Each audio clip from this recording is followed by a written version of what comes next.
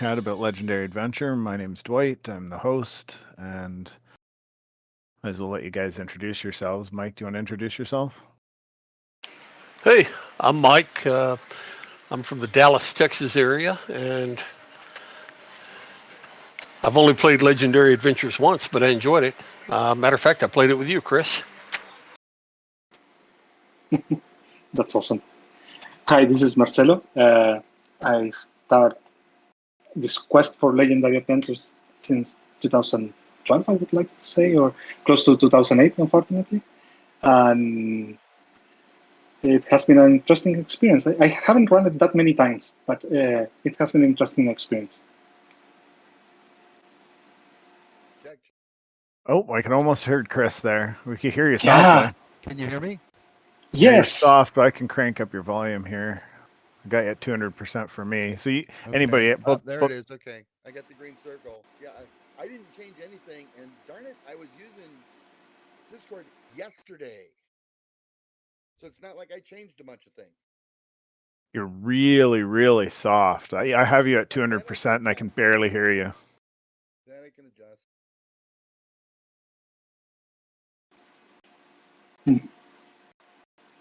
Is that better or worse? Better. Much better. Yes. How about We there? can hear. Perfect. Okay. Yeah, honest to goodness, I was playing in Discord yesterday, and it worked just fine, and I have adjusted nothing. It happens. So I don't know, man. I just don't know. Technology for you. It's a nice mic too. It's not even. This is like a $20 mic. It's not the $3 one. I think mine was like nearly $200. Well, but you're a seasoned professional, and I'm just a hack who writes stuff, and I just don't want to be wired up to anything. That's my big thing. That's why it's expensive, because I want to be able to walk around the house and go to the bathroom on mute and nobody notice. I might be completely naked sitting at my desk. You don't know, so I'm okay with that. Not Okay, knowing. all right, I mean, oh Lord. Okay, so what do we want to know about Legendary Adventure or whatever else it is we're talking about tonight? Yeah, Everything. everything. Let's see. Gary and I had our biggest fight over how long it takes to cast an activation in that game. So Chris's version of the Legendary Adventure, when we play, everything takes half as long to cast as it does in the book. huh? Interesting. We wound up with especially when we were first designing characters, and of course we're old role players, so there was, and I don't think you got to meet Dan before he passed. My partner Dan that is in all of the different LA books is like the graphics designer. Peterson? Dan Lewis. Dan Lewis, I no. think he died before you got to meet him. But anyway, No, I don't think I met a Dan Lewis. we were all old time min-maxers. So you wound up with powerful wizards and powerful fighters, and not much in between. Not many people that were finesse characters, right? Mm-hmm. Well, and all of us who played the wizard types, I of course prefer the Geomancer, but all of us who played the wizard types got upset because the high-powered fire types would pummel the heck out of whatever it was and kill it before our first activations went off. Right. And it's like, what? Great. Now I've got an Avenger. What do I do with him? Okay. So, but yeah, that was one of our biggest fights anyway with Gary and I. And Gary refused to relent. He wanted things to take a long time to cast a spell. So, I know with the Theurgist, you have to really think ahead of time when you're going to cast one of those big ritual spells, like an Avenger or something like that. The Protector's not too bad because, of course, it'll follow you around. So you throw it once at the start of the adventure and it follows you around for however many, I forget, AEPs you pump into it. But It's a while is the nice part. And the ones that stink are like the transmutation spells, right? Which your Geomancer. I used to love turning rock into, mud and then canceling the transmutation the minute the whatever it was sank into the mud. So it would be, stuck with just its little arms flailing in the air. But it takes like 8 to 12 seconds, which is like 4 combat rounds, before it turns to mud. And by then, either half the party is dead or they've already killed it. That's a good point. And also for the invocations, you need this circles of protection and command that you need time to set up. So right. Well, unless you are drawing everywhere, you can do it without it. Yeah. Well, sorcery is even worse because you're right. If you don't have your circle of protection up, you're just asking for it. But the very first module we ever put out was the Enclave. Was that the And first it's one? all The based first? around a bunch of necrourges who run up against a geomancer that takes their whole temple and sinks it underground in mud, and then they kill him ritualistically, and it cancels the spell, and they get encased in rock below ground, and of course have no means for getting oxygen, food, any of the necessity of life, and so all the necromancers become what amounts to undead and fill their little temple with undead servants so that they can slowly tunnel their way back out again. The party is called in because a hole is found in this farmer's field, and terrifying noises come from it, and it's like it scared some cattle to death and things. And would you please go check it out? And what the hole is where the undead have managed to tunnel a sinkhole beneath the ground. It fell in, but because there are various wards on the area, as put by other people, they can't get out of the area. They cannot cross these wards. And it was funny. We used that one for training our GMs when we first took LA to one of the big conventions. And, I had a bunch of GMs that were going to run it, and they were all going to run Enclave. And I said, now you're going to run into characters that don't do what you expect them to. That's just how role-playing is. And so what we did is our trial party, the first thing we did is went down and grabbed the tablet on which the ward was inscribed that was keeping all these undead in check in their temple. And like, dude, I found a tablet. Check this out. And threw the tablet up through the hole, which of course removed all the wards from the temple. Oh no. and the poor guy that was GM, who is now my daughter's boyfriend, but he looked at me, he's like, you did what? What the hell am I supposed to do now? You're supposed to be the GM. You're supposed to be ready for anything. That's why we're having this training session. Anyway, enough of my fun stories. Ask some questions or something. I don't know what you need to know. Go ahead, Marcello. You did get your Lance books, yes, Dwight? Yes. They were a couple days ago. I posted somewhere. Now, did you get a hardcover? No, softcover. Oh, the hardcovers are so pretty. I got the collector's edition of your Inner City game, so this time I went a little cheaper. Pretty, But yeah, no, we did full bleed interior color on the hardcovers for Lance.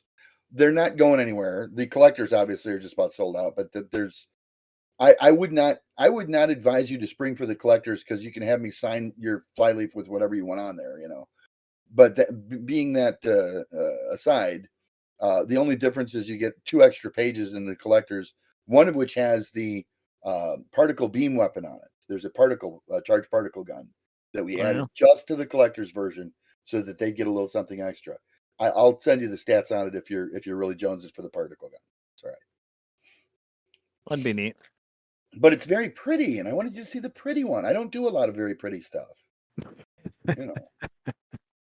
Well, when you send me a demo adventure for it, I'll run one here. Well, anything out of the Warden is runnable. Do you have a copy of the Warden handy?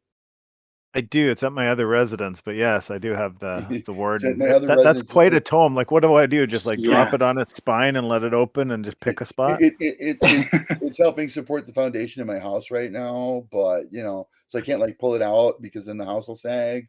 But yeah, actually, it was a nice surprise for me when I recently acquired, because it was difficult to find, right? And when I found it, I noticed that you were one of the co-authors, so it was fantastic to see you there. That was a lot of work, by the way. Oh yeah, God. Frankly, there's about 2 years of my life in that book. So, but Jim and I were old friends, and I needed to light a fire under him to get him back to work, so to speak. I don't know who else here is aware of the fact that I was, just prior to the Warden Project, I was a member of Eldritch Enterprises, which was a company that was Frank Menser, Jim Ward, Tim Kask, and I. a lot of things went on that I won't go into too much detail on, but suffice to say that two of us wanted to work for a living and produce a lot of adventures and campaign settings. That would be Jim and I. And two of us kind of just wanted to reap the rewards of having been somebody in the past and didn't really want to work that hard. So that's kind of why the company deteriorated. But Jim was very depressed when the company, the company didn't deteriorate. I walked out. I said, you know what? I'm tired of it. I'm done. If you guys want somebody to help you unload the truck when you go to cons, get somebody else. Because that was basically the job I was being assigned. And so, no, that's right. Anyway, so, but Jim was very depressed, and I wanted to get him out of his depression. So I said, we should do something that you guys should have done back at TSR about 1976. And I suggested that we do the entire Warden, and off we went. That was it. Was it like 2 inches thick? Roughly. Well, it's 763 pages or some god awful amount. Yes, it's big. It's really big. It could be considered a weapon. Jim never does anything small. Okay. So we had a month of conversations about why you have to have a thruster every 400 feet on the skin of the ship, a thruster for turning the vessel, because he felt sure that with the engines at one end of a 40-mile long spaceship, that you'd have no problems getting it to turn. And I said, no, sweetie, it'll snap in half every time. You cannot make a 40-mile long lever out of anything that will withstand that kind of torque stress. The material does not exist in nature anywhere. Well, I said, no, there's no magic in this, okay? This is sci-fi. There's no magic. But yeah, that it took me about a week to get him to let me put thrusters every 400 feet on the skin of the ship. So, and that's, by the way, that's how it turns. We do not answer, by the way, the question of, so what actually happened to the ship? And I know you're like, you spent 762 pages, you didn't even answer the most basic question. We did provide 4 potential answers. So it depends on how you want to run your version of the ship. If you want to say that it was a strange wave of radiation, that the science for that potential answer is provided. There is the D&D group that got stuck on board the Warden. They're in there. Okay. His group? Him and Gary? The Ren of whatever it is, Elven guy. Yeah. He and that group are I want to say deck 9 in a forest. And they're certain that their dimensional magic that got them transported to the Warden is the wave of whatever it was that passed over the entire ship and killed most of the crew. That it was that dimensional magic that did it. Isn't there an adventure based on Ren? Yeah. Yeah, I'm pretty sure I have that. There's portions of that adventure actually contained within your copy of the Warden too. But I forget what's in the box, because to be honest, they sit side by side because you can't fit the book in the box. So you have a book and a box that look almost identical. And I think they came out the Ren Adventure aboard the Warden is a separate book that came with the. How did you guys manage to crush all the stretch goals I put out there for you, Chris? Well, Steve, I told you it was going to go big. You just didn't think so. So yeah, Steve at Troll Lords was certain that the Warden would probably pull about a $25,000 Kickstarter, and it just came shy of 100,000. So all of a sudden they wound up having to produce like 9 different add-ons that were stretch goals for the project, and there was a lot of work to do. Yeah. The third way that it could have happened, there's a guy. Okay, on the command deck, which is deck 10, it is not at the top of the ship. On the command deck, though, there's a forest of contemplation, so that if you almost peed your pants because you were just in a huge meteor shower and you managed to bring the ship through in one piece, right? There's this go cool off forest of approximately 12 acres that occupies part of that deck. There's a guy there living as a homeless person who is convinced that it is his machinations which have caused the death of the rest of the crew. And he will tell you that he is 400 years old, but he will not further explain himself beyond that. And then the last thing, what was the last thing? Oh, the last thing was that it went through a time loop. And there's a mad scientist on deck 3 working in a physics lab who believes he has the answer and can send the ship back. As GM, of course, if you want to let him send the ship back, there's enough grist in that mill that it tells you how that happens. And all of a sudden, the party finds themselves no longer on a lost ship, but surrounded by other crew members who will wonder how they got there without clearance. But by the same token, you can assume that he's just insane and do your best to stop him. And yeah, there's a few hours of adventuring in the Warden. So really, I don't want to interrupt your Starship Warden stuff, but I just want to check, see if Marcello, if you have a question about any of that or Legendary Adventure. Well, yeah, when you come back to Legendary Adventures, I mean, you know. Yeah, no, but actually, on the topic of the Warden, that I was thinking that maybe this is far-fetched, but this is probably one of the few mega dungeons of the original mega dungeons that it's complete, right? If you think about it. And in fact, we went so far as to do the in-between decks, the engineering decks that exist between the decks, that have all of the just mechanical Feldercarb in them. Again, in the appendix, there's a procedure even to fill the space between decks. That's beautiful.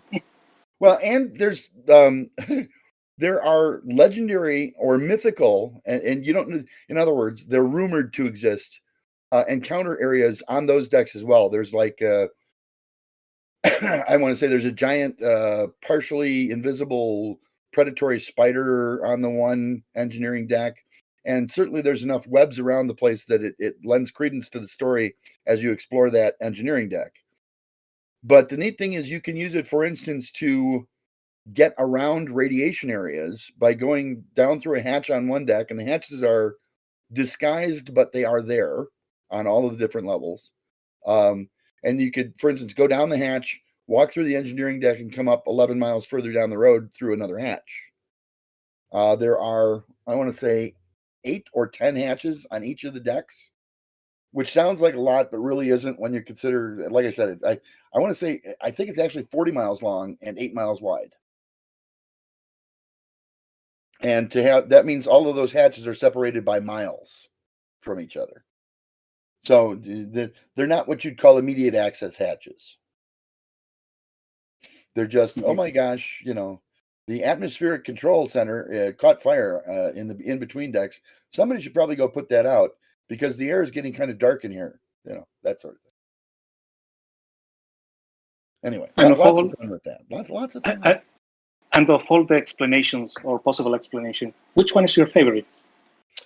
I like the one that was put forth by Ren, even though I'm a hard sci-fi guy. But the only way you can really pull the fantasy stuff in and have it make sense from a scientific point of view is if there is some type of string theory dimensional arrangement so that when these guys came through from a different fantasy realm, a different realm of existence, that there was a collision of opposing threads, I guess is how you would put that in a physics. Because if you have a universe in which magic exists and a universe in which magic doesn't exist, something's got to give. So when they came through, it, you know, a certain degree of it was rejected, which caused this wave. How do things become rejected in physics? Well, generally they become radiation. You know, when the sun rejects some of its material as having been spent material, it's called an ejection, and it's a huge wave of radiation that comes out of the sun. So I figured it was this wave of radiation caused by the dimensional shift. That's my favorite. Although I'm also partial to the homeless guy that's in the forest. I find that to be a fascinating story that he thinks he's, you know, is he actually 400 years old? And we don't answer those questions. That we want to leave that for the GM to fill in a little bit and make his own warden of it, if you will. But yeah, I personally find it's better actually to have it like an open-ended possibility. Exactly. Well, and the only other one that's close to done for Lance is Lucky's, and Lucky is spelled Luqui. Okay, Lucky's Happy Lucky Fun Time Casino, which is based on the world of Arctica in the Rigel Kentaris solar system. Lucky is engaged in the sale of contraband goods. He also basically runs a legal casino. There is prostitution in his casino. They don't specify which sex, robotic, or whatever else that's left to the imagination of your GM. But Fleet is always trying to catch him breaking the law so they can shut him down and take all of his money. And Lucky is one of these guys where it's, geez, I'm Fleet is looking for me. Can I get my ID card redone as somebody else? Lucky is one of these kind of guys that can get that done for you. And so there's a module that was written where you have to roust out the 8 employees that are government moles in his casino, and find a way to either pull their fangs so that it doesn't matter if they go and tell on Lucky or not, they won't be believed. Okay, either pull their fangs or just eliminate them, one way or the other. And it's a kind of a dark module, but it's really fairly fun to play. It is, especially when people screw up and figure out that it's somebody that really isn't. Why do you have the manager of my cage in custody? Well, Lucky, we caught him doing this. That's how we count our money. Anyway, okay. Hey, Robert, I saw you sneak in here. I see 7. Yeah, I snuck in. Where's Robert? He's back hiding again. Mike, did you have any questions you wanted to ask Chris? You know why the Enclave module was written for LA, right? Because of timing? Well, a very good friend of mine, John, darn it, the guy from Britain, John Creffield? Thank you. Creffield. Yeah. Great writer, by the way. He is an excellent writer.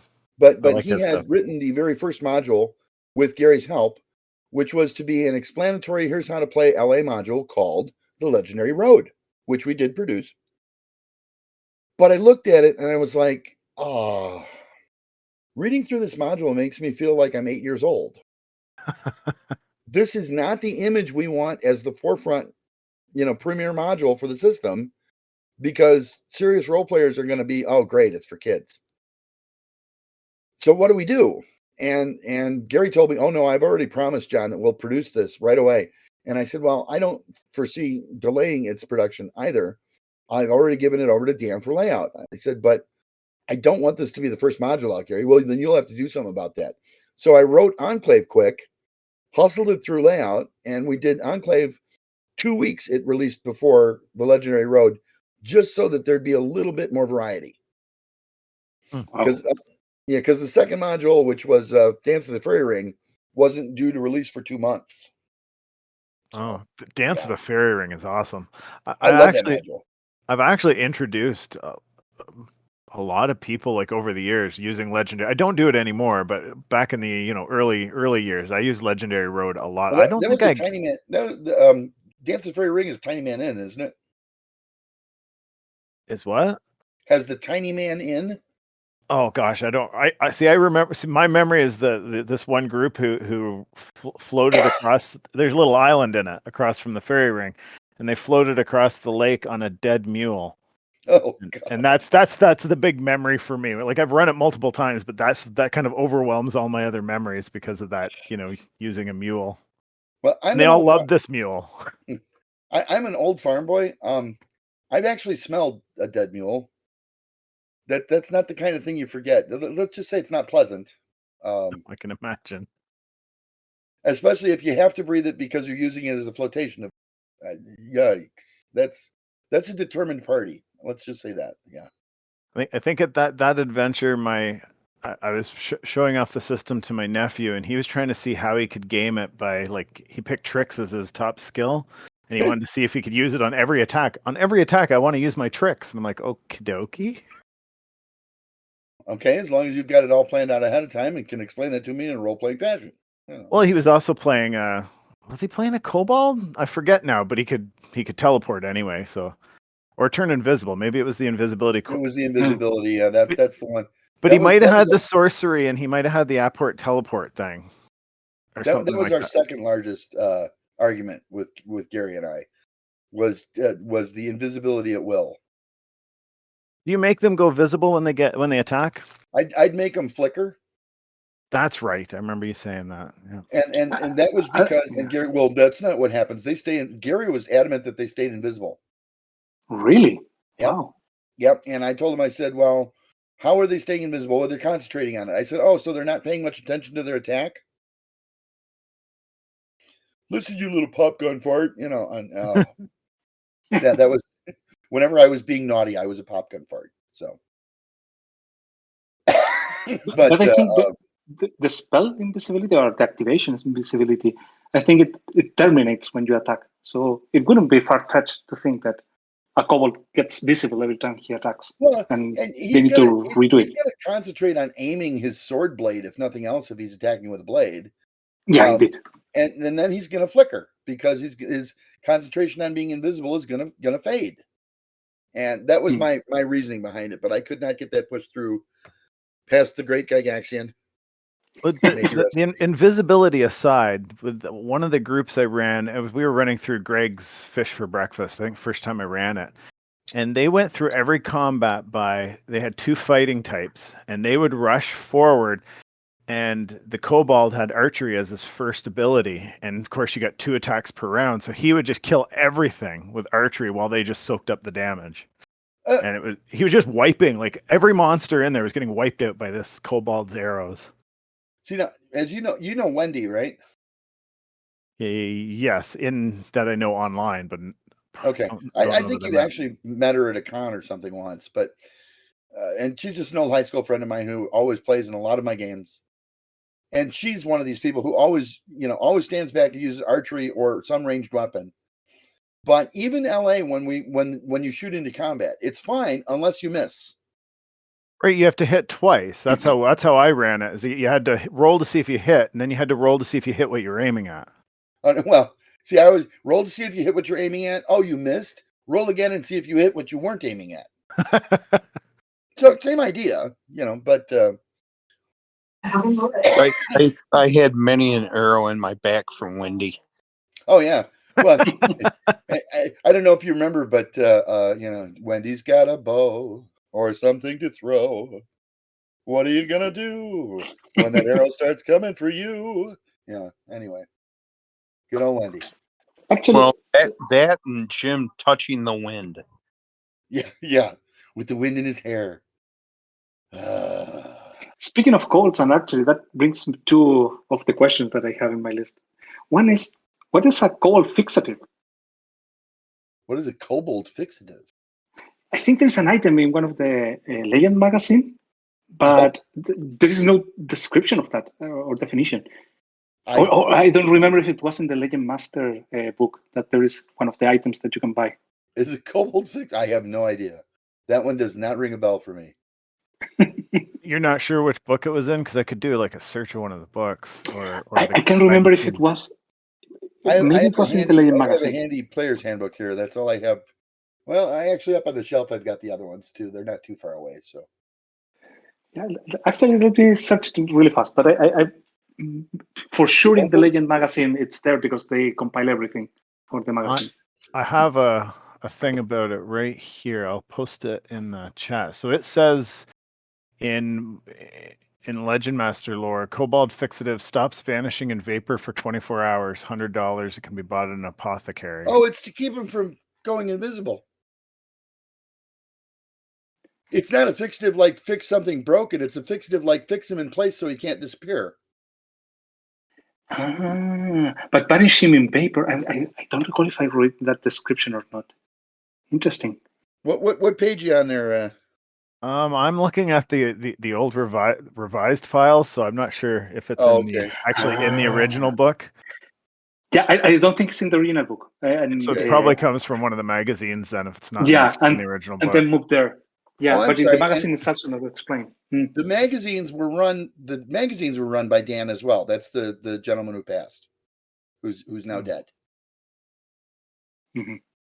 All of the Legends magazines were all by he and Nita, who, by the way, he did marry. He married that girl. So It's in Legends, the volume 1 of them. I'm just trying to find out what, I don't know that, because I have the PDF that compiles them all, and I don't think it has the bloody covers on it, so I can't tell which issue it's actually in. Yeah, but I think it's there in the compilation of Volume 1. Yeah. Yeah, Yeah. it's there. I just did a search of volume 1, and yeah, I see it there. I've But got the CD-ROM here somewhere, but I actually gave all of the spare copies to Luke of Legends Oh. magazine. oh, I only had one box. It wasn't like there was a ton of them, but looks like it's volume 1, issue 2 is what they had it in. I think. I don't know. I think I only wrote one. Well, no, How to Raiders is in there too. I gave him one adventure and a column for each one of those, but that was about it. Because Yeah, that was you always Dan had and a From the Forge thing. Yes. Well, Dan and I had a kind of a falling out as well because Dan didn't understand that artists need contracts.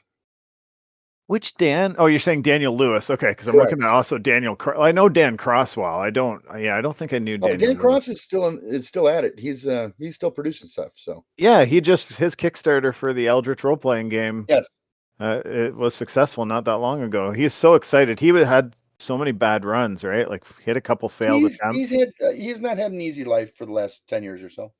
That's too bad. Yeah, And not so much just gaming disappointments, but real serious life stuff too. So wow. he's doing okay.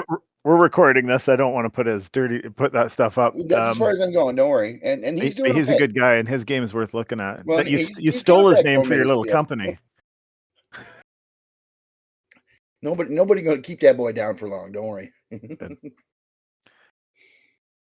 So did that in any way answer your question about the Kobold fixative? And Yeah. what do we think? That's like a potion or like? Yes, I would believe it's either a potion or like a salve that you splash on them. Yeah, I imagine, or some kind of powder, Yeah. Yeah. Well, Makes I sense. remember Gary talking about powders a lot. He told me one time that every marketplace, every merchant would have their store like surrounded by a powder that as soon as a kobold crossed, it would make them visible. Right, so that they Maybe would. it's that. So that they wouldn't just rip them off. Yeah. Dude, you think that's what he was talking about was the fixative, or he had something else in mind? I mean, it kind of makes sense, right? Because if you have people that can turn invisible at will. Well, except if I was if I was a store owner, I'd want it to be a powder of truth seeing type thing, where not just invisible kobolds would show up, but aerial servants, Right, ghosts, things that had been geased to go to my store and retrieve an item and then come back with it without paying, all sorts of things. Yeah, Absolutely. it does say in vapor. That's the weird wording. Yeah. That implies when kobolds turn invisible that they become some kind of vapor. Maybe it's like is my name on the byline for that article? I don't think so. It's just a line. It's not even an article, really. Like it's just a list of equipment, right? I know that you mentioned, I think even in the Legend compilation, that volume 1, in one of the issues, there is the question, what is the kobold fixative? But it's not answered in the same magazine. So it's a bit nerve-wracking. Well, and you can still jump on Nita about it. She's around. She's doing fine. Who? But she looks good. I mean, she's my age. She looks good. Check what I posted in the Living the Legend channel just now. I found that pretty small. I could make that bigger. Courier's pouch. And what's it listed under? I just posted it in the channel. Yeah, he said that's by Gary Gygax. So that's definitely from Gary.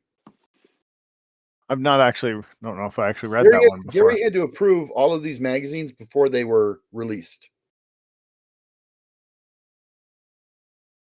Yeah, so it doesn't really explain much more. I thought the rest of it would give you more. So that Yeah, I think it's part of, I would say it's similar text. It's in the magazine. Here's the interesting thing. If he changed kobold's invisibility to a kobold can vanish in vapor, that would mean that they can't steal or attack because they're vapor. They're non-corporeal. That's really interesting. how do you hold a dagger if you and your dagger are vapor, and if you stab somebody with a vapor dagger, does it actually pierce their skin? I would think the answer is no. So it may be that changed after the core books were produced as well.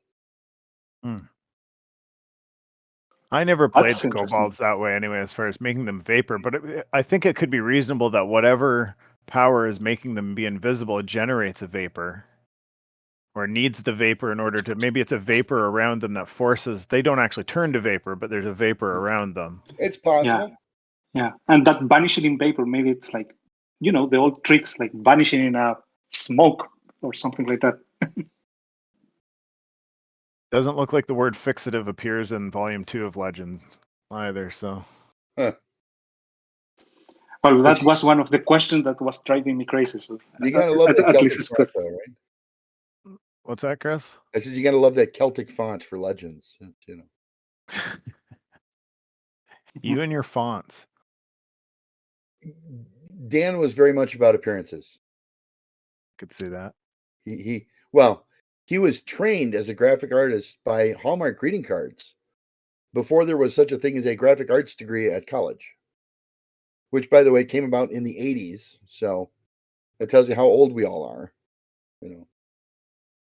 So in a list like that, like I posted, like in Legends, would Gary have written that whole list, or would he have somebody collaborate for him? He might have asked somebody to edit it. It wasn't me. It probably would have been Nita. Nita Glazewski, as you can see her. She's under the Jonglier. Actually became Nita Lewis, but she used to edit most of the stuff. And I welcomed her editing when I would write stuff. Believe me, because I write at about 120 words a minute with about 27 typographical errors and or English problems. Yeah. So I need somebody to go over it. Definitely. It's nice to get it down on paper in a hurry. It's not so nice when you have to go back and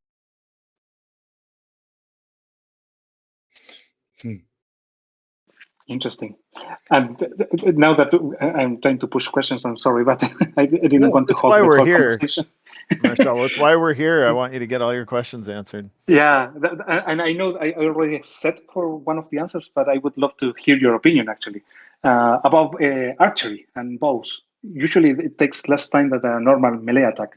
So it could stand to reason that you could attack twice, like it happens with D&D. But the same rule says that you only attack once per round, even if it's less time. So I just wanted to check with you. What's your opinion on that? we always allowed 2 bow shots around. Now, again, that might have just been the way I house ruled it. Mm-hmm. When Gary and I would have, don't get me wrong, I use the books a lot for like looking up activations. But as far as the standard combat rules and whatnot, I don't know if I ever actually read them for the purpose of following those rules when I ran the game. Initiatives, I did, other than we have the time to do activations. And we did the knacks and quirks we did fairly religiously. But actual combat rules, we used whatever we played. We used a percentage instead of a D20, and that was about it. I used to tell people if you have archery and weapon skills, that you could add half of your weapon skill to your archery skill unless you were rushed. So if, for instance, you're on a ledge overlooking a cave filled with I'm trying to think of the smart evil trolls. It was started with a U. Oh, Ulfs. Yes, Ulfar, thank you. Ulf. The Yeah. Ulfs. Okay, so you're overlooking this cave filled with Ulfs. From a hidden ledge on an upper level. You've got all the time in the world as an archer. And I would tell you, add half your weapon skill to your archery skill. And if that exceeds 100, then the only thing is, here's their armor reduction for did you hit them but not critically, and if you roll a 99, it misses. But that was for case, when you burst into the room and you got to take a couple snapshots, you don't get your weapons bonus. So that's again a lot of house rules. Not a house rules, but anyway. I think I played probably as many games my way as Gary played his way. So then, yeah. Did you run Gary through it? Sure. I played in his game a couple times too. He loved the fact that I had a geomancer. He's like, that is so you. No, I don't want to control the magics of the ether and be an enchanter. I don't want to control the undead. I want to control the whole world. Oh, thanks, Gary.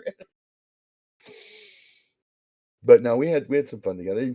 That used to annoy someone else once in a while that I would stay after we would do business for the day and game once in a while. I didn't do that frequently. I would do that on occasion.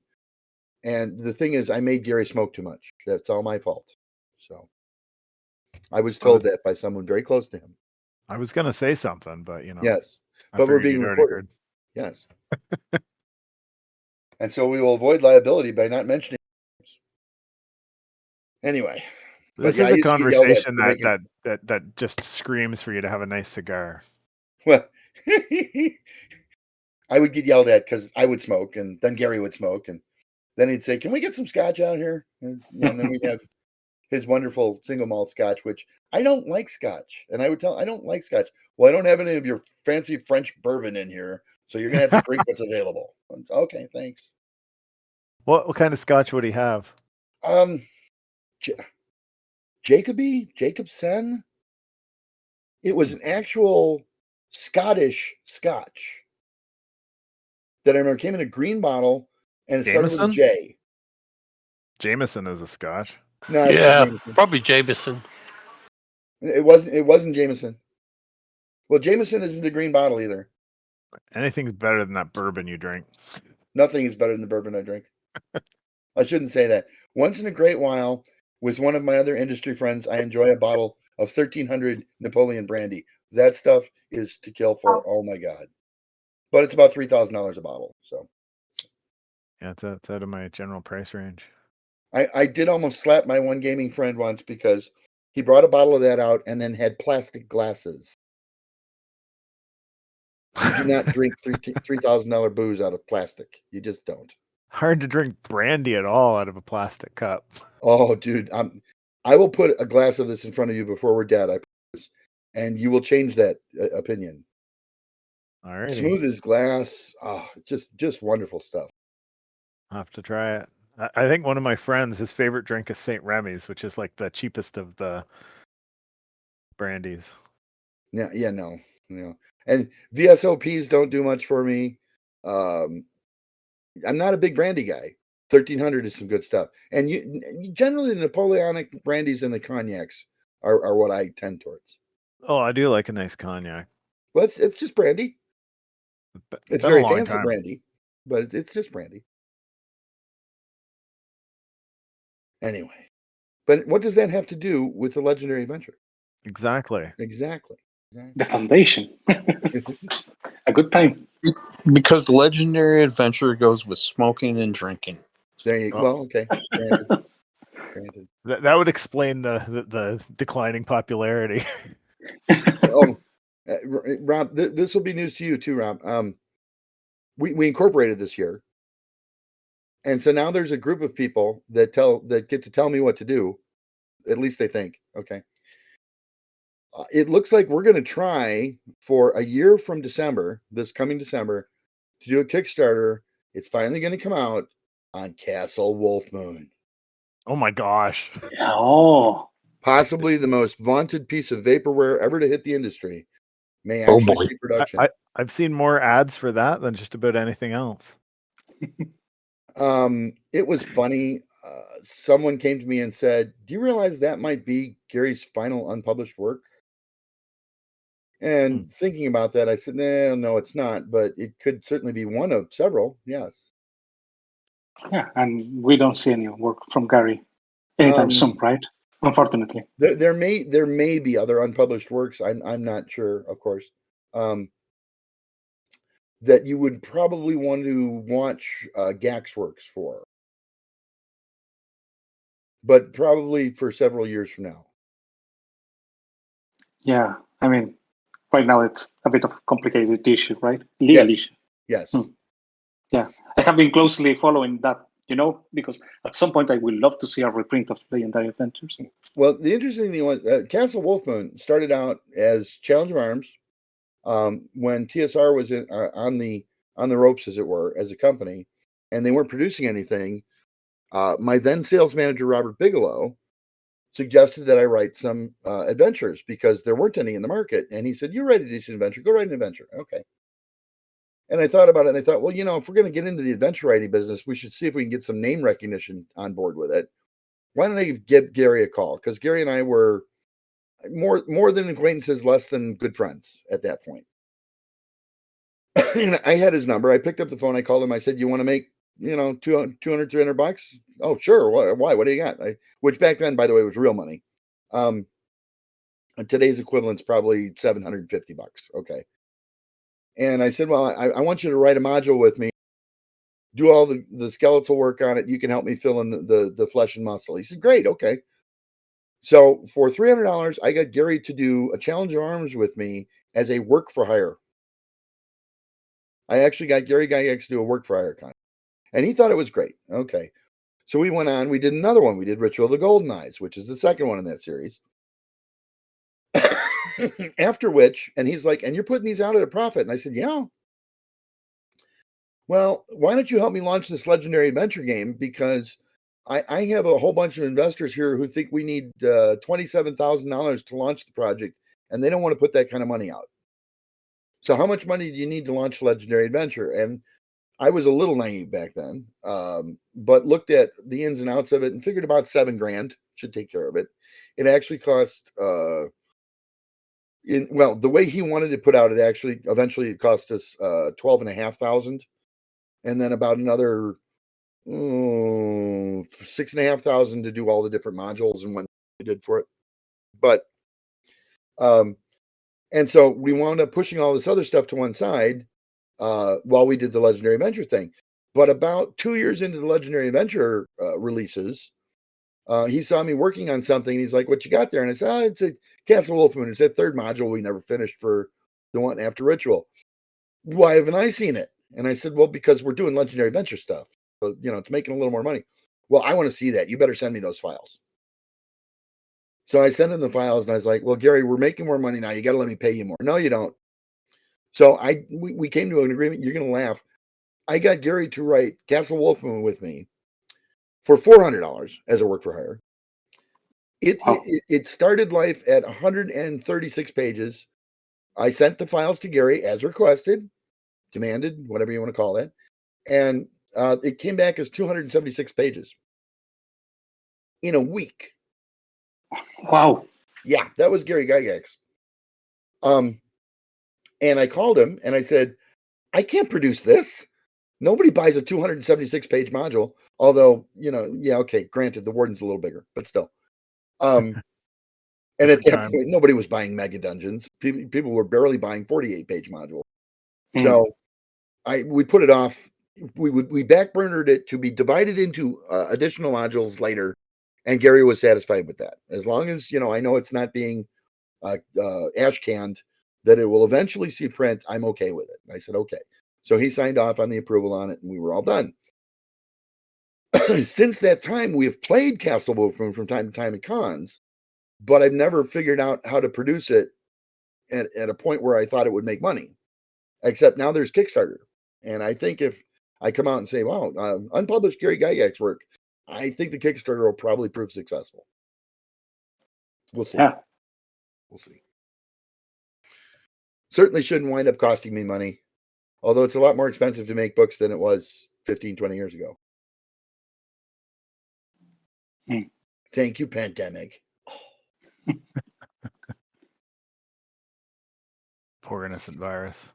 It was just minding its own business. No. I couldn't believe that what he did. "You are not paying me more." "Yeah, Gary, I am. We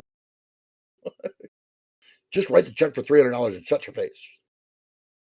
"Why does this check say $400?" "Because both of us are right." "How's that?" "Oh, okay." He would always acquiesce if I told him we were both right. So that's fantastic.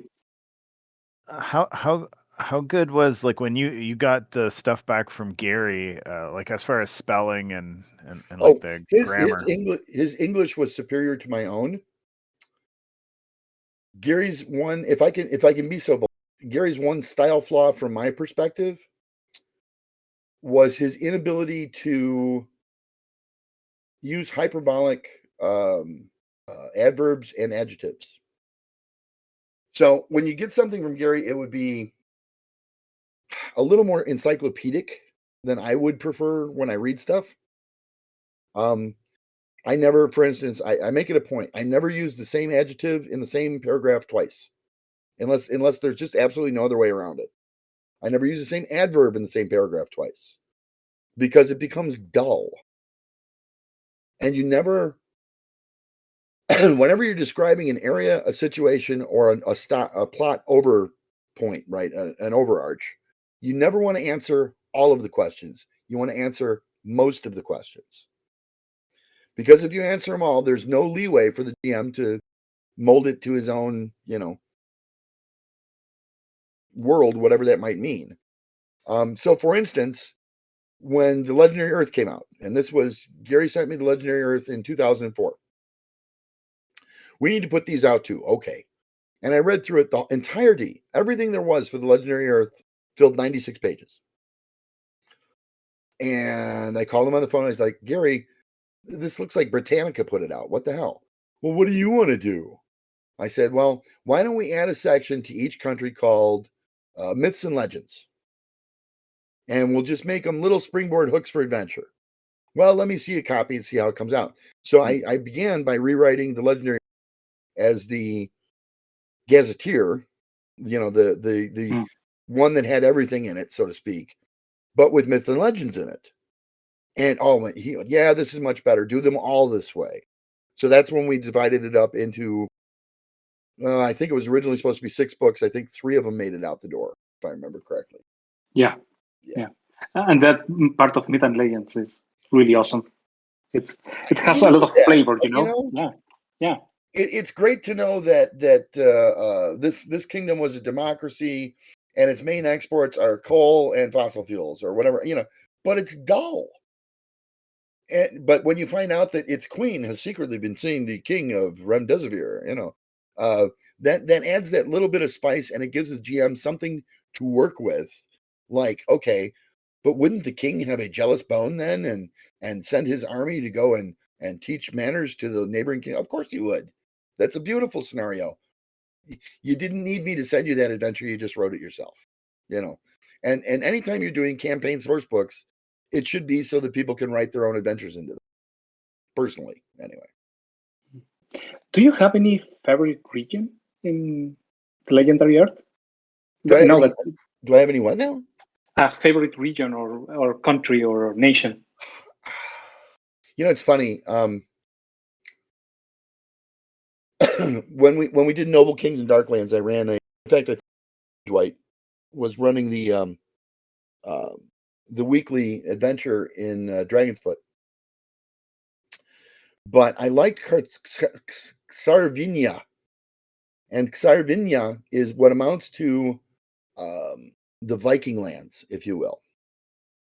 But unlike the standard Viking lands, they're the pirate Viking lands. So the Xarvinian kings and queens, if you will, because it is a non-sexist nation where bold warriors come from both sexes. But you gain the respect of your your followers, if you will, by either being a noble pirate, a very bold and conquering king, or both. And so their most famous heroes are pirate kings that ruled like the inner sea. And what's the inner sea called?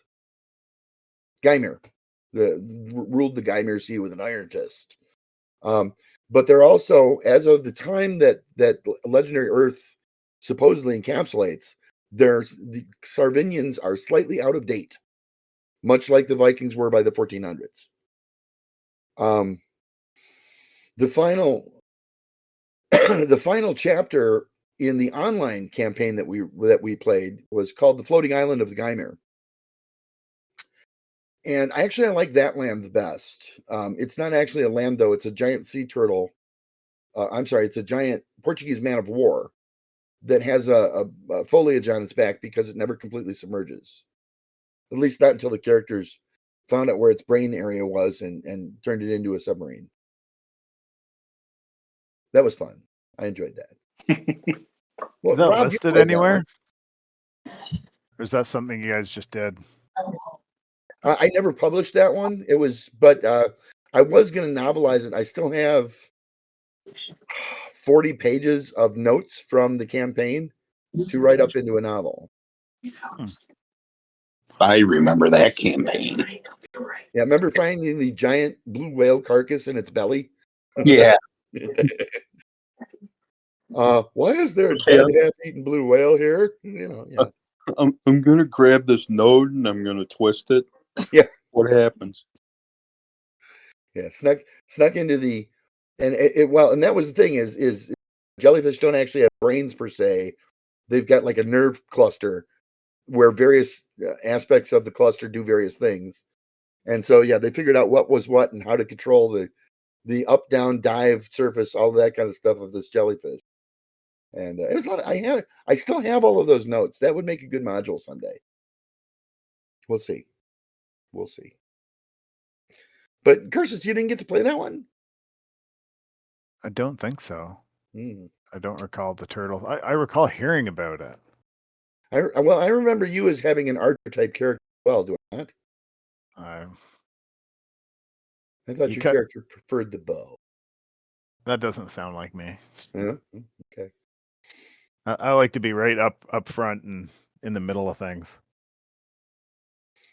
But yeah, you guys got caught in a hurt. You were escaping because the other neighboring kingdom invaded and took over most of where you guys had been based out of, driving you further and further south in the country. And then you all took over a boat and got caught in a hurricane and wound up on this floating island of the Gymir. So that's how that one all shook out eventually. But geez, I was living in a different house back then. I was an Indonesian. Well, we were both living in a different state back then, Jim or Chris. Yes, the state of intoxication. No, yeah. And I really I don't miss it at all. I don't. It's okay. I do miss the nightly gaming sessions though. Anyway, other questions? Nobody. I know I have plenty, but I feel like having this whole conversation. So, but if you don't mind, I will ask one. Have you imagine if there is a possibility to have a second edition or a anniversary edition? What would you add, or what would you take out from the game? Well, there may one day be a second version or second edition of Legendary Adventure. I'm going to talk to the powers that will at that point be making those choices, because I will not be one of them. I might be asked to contribute, but I certainly won't be calling shots. And try and prevail upon them to shorten up casting time. The other thing I always thought was interesting, and the price of swords. Yeah, I was going to say the other thing that was interesting was Gary's economy is way out of whack in that book. If you sneak into town and there are 8 night watchman guards, right, and they're wearing chain armor and have long swords, and you kill them and take their armor and their swords and turn them in later at half price, you can buy an 8-room villa on the ocean front with servants. Yeah, the price for the rest of your life.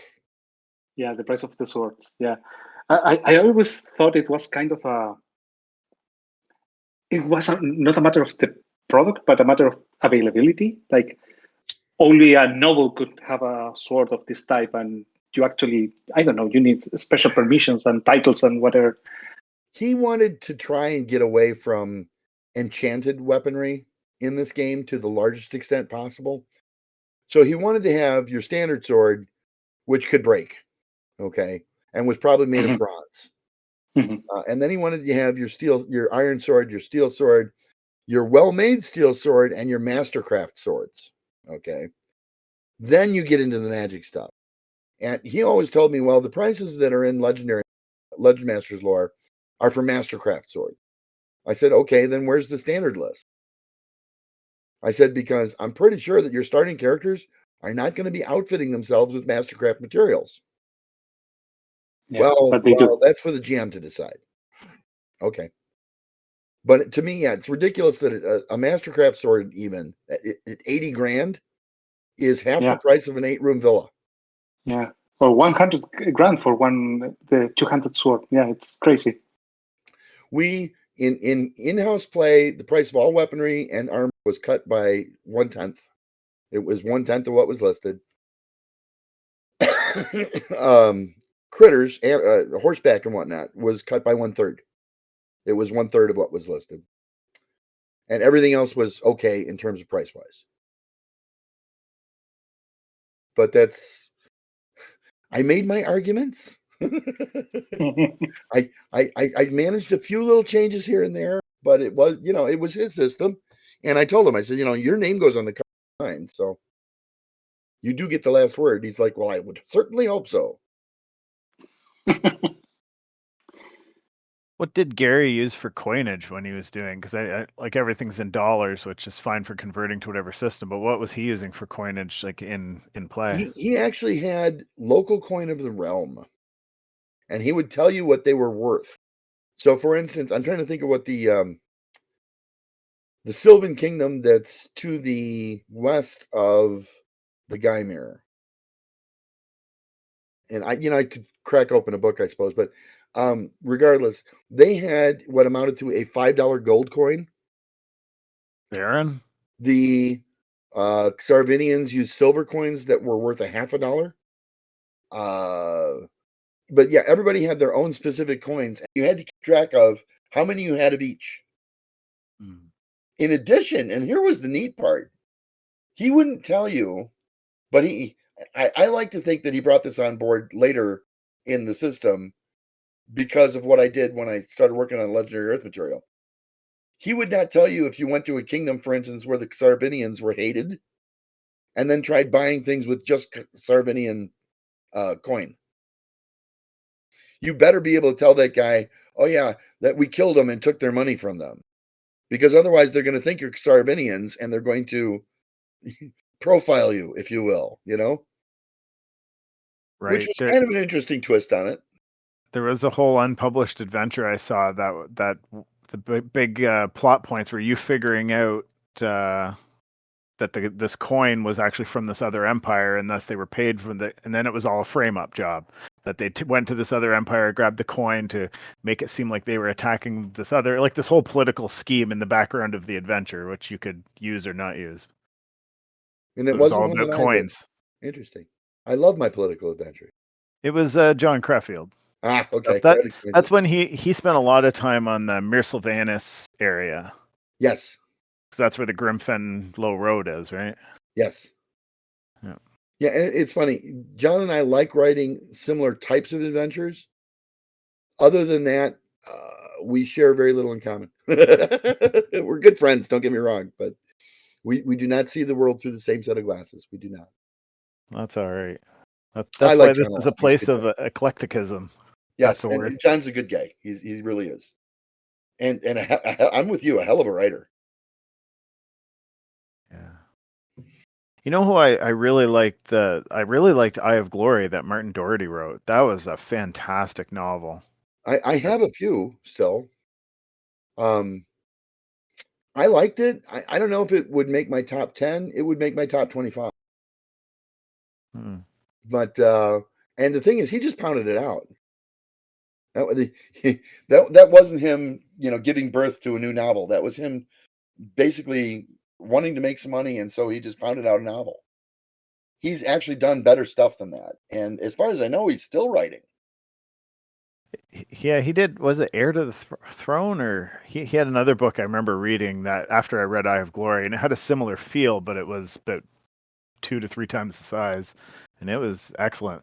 I think he basically wrote the novel and then converted it into Legendary Adventure because he republished it later, having pulled out all the Legendary Adventure IP stuff. Yeah, I told him to feel free to do that. Well, we couldn't afford to pay him. I wanted to have a book out there so that we hit the book trade in terms of awareness, but we couldn't really afford to pay him what his novel was worth. So I paid him a royalty of $1 a book on Eye of Glory, and I did it not on sales but on publication. So I think I sent him one check for like $500. You must have had. Did you have an original plan for like a trilogy or something? I told him, I said, when we sell through the first 500, we'll book the next book with you, unless you're too disgusted working for these paltry little bits of change, which I would certainly understand. And he was happy. Yeah, because I had a But discussion with I felt him. bad he only got $500 on the Eye of Glory, but we never actually sold the first 500. It wasn't so much. It was not designed as a product that would necessarily sell through, as it was that we would get book trade distributors involved in carrying the games too. Right. Which it did what it was supposed to. I know, I'm a mercenary bastard. Oh, Mike left. What's your next question, Marcel?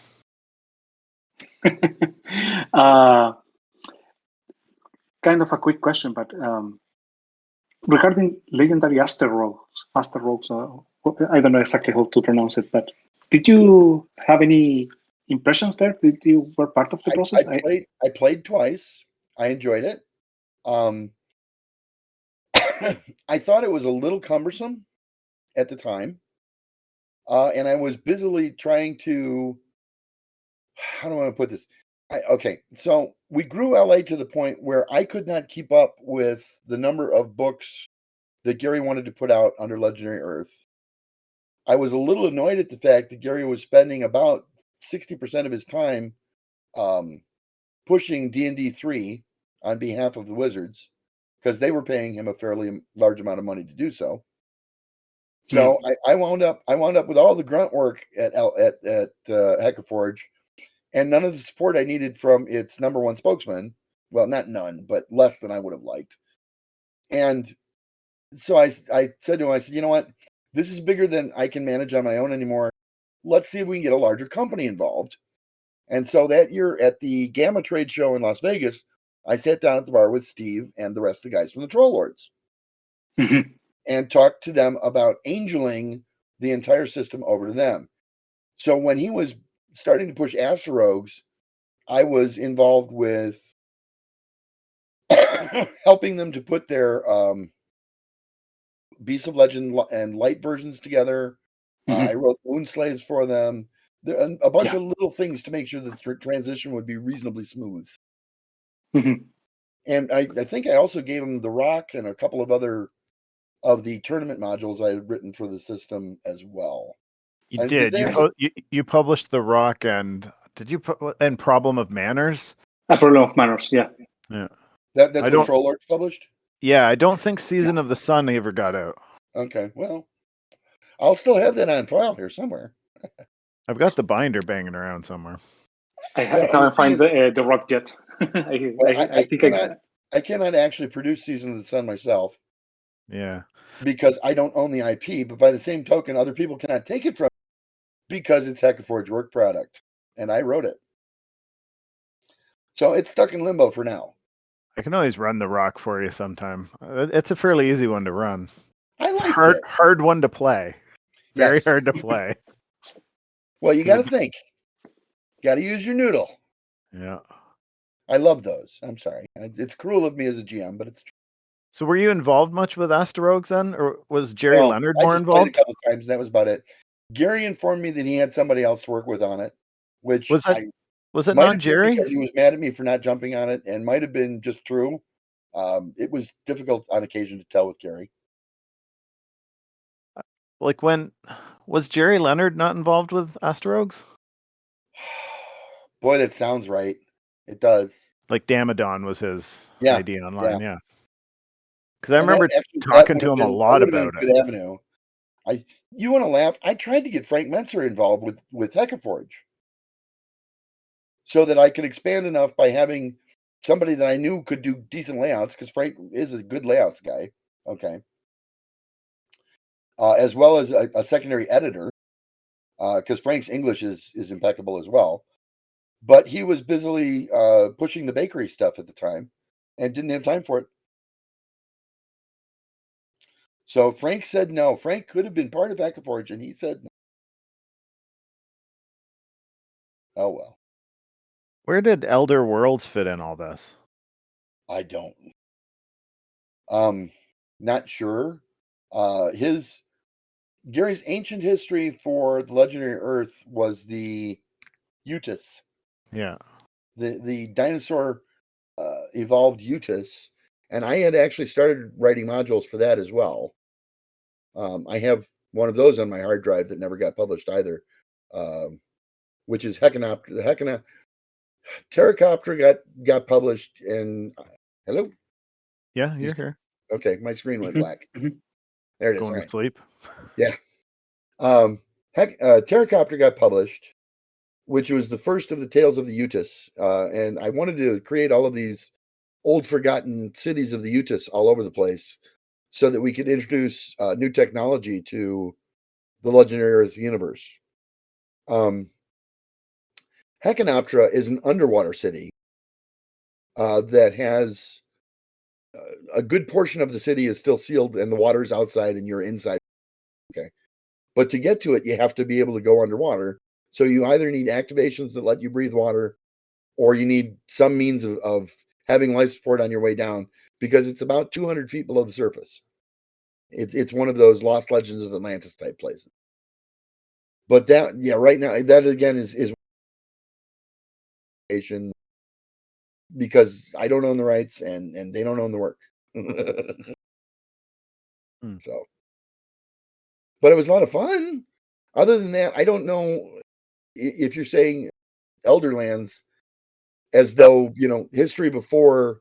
No, Legendary Earth. he had a role playing game. Like, it was on Gygax.com way back in the 90s. I had no idea then.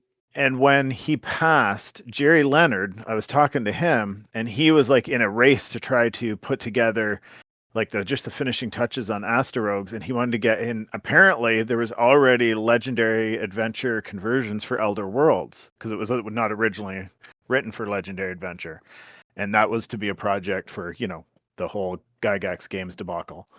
Interesting. And so I had a lot of conversation with Jerry around that time, and then he fell off the face of the earth on me. I haven't heard from him in a number of years now. Dale Leonard, I hear from. Are they related? I don't know. It never occurred to me. I know Dale just I've met him a few times, but I don't know him. I've actually really stayed in touch with Dale since the great split of whatever that was, 2016 at GaryCon. But he's doing well, by the way. He is still following his gambling hobby, and don't worry, it is a hobby. I don't know. So we don't know if he's related to Jerry. Don't know. I don't either. I'm thinking he probably is, though. Because I don't even know if Jerry's still alive. Jerry is an acquaintance. I couldn't tell you. Oh. I would love to say Jerry was a friend. I don't think that's fair to Jerry. So he, for some reason, got heavily invested in the whole Asterogues and Elder Worlds part of Gary Gary's wrote work. a lot of really cool stuff. It was hard not to get sucked into it. That's a good statement. That's like the quote of the whole talk. Yeah. It was very difficult not to get sucked into it. Although you have to forgive my ego for not wanting the Legendary Road to be the first LA module. Just And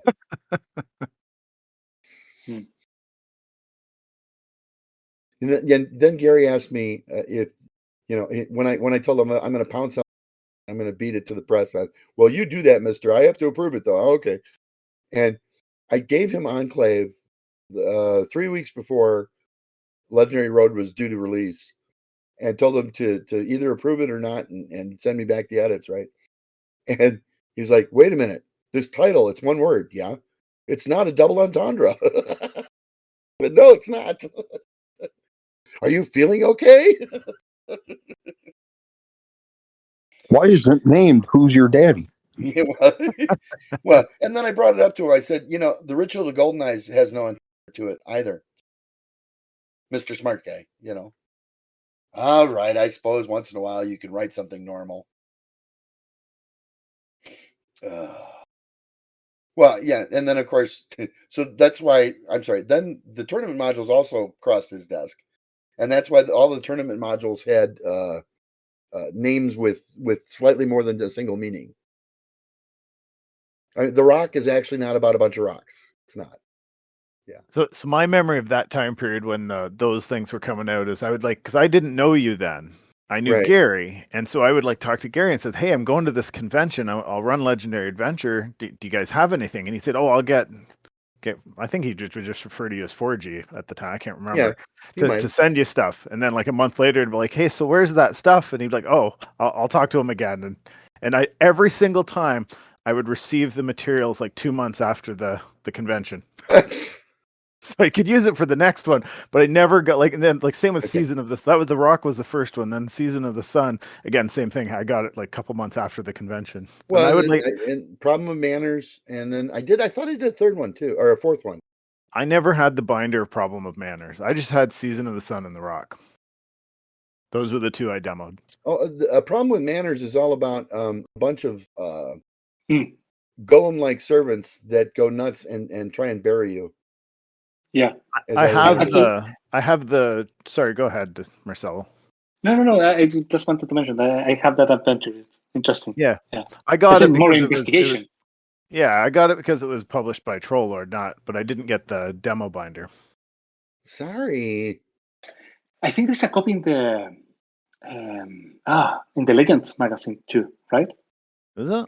No, A quick the only summary. one I remember having published in Legends was How to Raiders.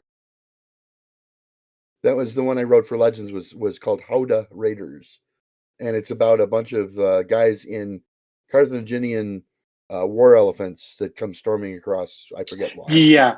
I remember reading that adventure, but I was pretty sure it's one of the latest edition, volume 2. I have to double check, to be honest. You've got the portal issues too, right, Marcelo? Yeah. That was one of the first thing I plundered from the Dragon's book. Yeah, I tried to get my hands on everything I could. Because those were Jerry's baby too, the Portal magazine. Yeah. I guess I have only one question too. My final question: are you planning to run again, Legendary, Chris? Well, okay. I just got asked to run games at Founders and Legends. Oh. But when I discussed it with Luke wanted me to run the old D&D stuff that Gary and I had written. So the Challenge, Ritual, Castle Wolfmoon series. So I won't actually be running Legendary Adventure this year. But I do on occasion run it from time to time. Generally, you'll see if it crops up in Dallas at North Texas Con. Okay. I will put my eyes on that. Yeah. Those guys eat that stuff up. So do they? They do. It's true. It's very old school. Yes. That's one of my bucket list conventions. I feel bad I didn't get there before. What's his name passed? The tip of my tongue. I can picture him. Doug Ray. Right. And yeah, Doug was a great guy, salt of the earth guy. He came up to AppleCon in Maine, right? 2019, and I met him. I had no idea it had anything to do with North Texas Con. I spent a whole day just sitting there chatting with him because the wives all went off somewhere to Portland or something, and we just sat there talking, played some chariots, and he was a fantastic guy. Doug was a great guy. I got to game with Doug, I think 3 different times, but most of the time he was busy running his con, and I was busy running events. So he never even mentioned the convention. That whole time there, he did not plug his convention. I'm so I found out after after we parted ways that he's the guy who runs North Texas Con. I'm like, oh yeah. Yes. But he did invite me to Texas. He was very oh yeah, you got to come down to Texas. But he never mentioned the convention. It was that was the weirdest thing. Well, and it's interesting that to Doug, just pop down to Texas, man. You'll love it. A $300, $400 plane flight was nothing to Doug. Oh, that's good So, to know. Yeah. yeah. But still, that's one to get to. Did you get all your questions answered, Marcelo? Yeah, absolutely. Thank you so much. See, I actually did show up for one of your talks. I was a good boy. This is we'll see if I can. This is longer than I anticipated. I can tie up and kill the recorders, and then of course you can freely talk about whatever you want. It's not being recorded if you guys would like. Did you want to say anything else, Robert, about Legendary Adventure? Because you were from back in the day too, right? He was in all of the game tests. Yes. Oh, he might be away from his computer. Or He's something. muted. No, I was looking up the dates for North Texas Con 2024. June. June. Well, I have to plan ahead to get time off work. Well, I haven't been invited back yet. I don't know if they'll invite me back again. All right, so I'm gonna just plug off the recording, and so I don't have to edit a bunch of bits. Chris, do you want to just kind of again say who you are, since you didn't get to at the beginning, and why we're talking to you, and then plug your games. I'm the guy with the bad microphone who had the distinct and definite privilege of working with Gary for 7 years, scratch tooth and nail, because we often argued, but it was funny. We became very close friends as a result as well. So he worked with me on my stuff. I worked with him on his stuff, and let never anyone tell you different. I still do run Inner City Games. We did just put out a brand new RPG system called Lance, which I am very fond of. Of course, I'm a little biased. And just prior to that, we put out a new version of the old go into the city and be a dirty, rotten criminal, kill people, burn down buildings, and steal cars game called Inner City, which is where the company name comes from. Catch us on the web at Inner City Games Design. FuzzyHeroes.com, not still the website? Fuzzy Heroes. I am also the Fuzzy Heroes. No, FuzzyHeroes.com was sidelined in favor of InnerCityGamesDesigns.com because they incorporated me this year so that a group of people think they can tell me what to do.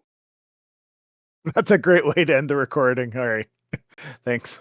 All right. Thank you so much. Thank you, everybody, for coming. I'm going to go to... Thank you so much for your time. Show.